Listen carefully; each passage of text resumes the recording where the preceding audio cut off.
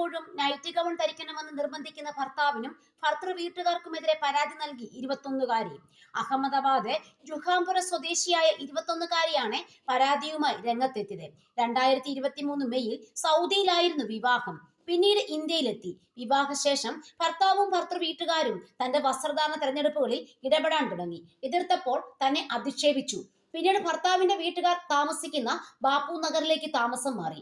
ഡോക്ടറായ ഭർത്താവ് വിവാഹശേഷം മദ്യപാനം തുടങ്ങിയെന്നും എതിർക്കുമ്പോൾ അധിക്ഷേപിക്കുകയുമായിരുന്നുവെന്നും പരാതിയിൽ പറയുന്നു.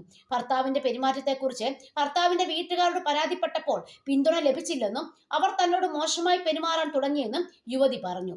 എപ്പോൾ ഉറങ്ങണമെന്നും എഴുന്നേൽക്കണമെന്നും ഭർത്താവ് നിർദ്ദേശിക്കും. എതിർത്താൽ അയാൾ ദേഷ്യപ്പെടുകയും വഴക്കിടുകയും ചെയ്യും. ഉറങ്ങുന്നതിന് മുമ്പേ ഭർത്താവിന്റെ കാലുകൾ മസാജ് ചെയ്യണം.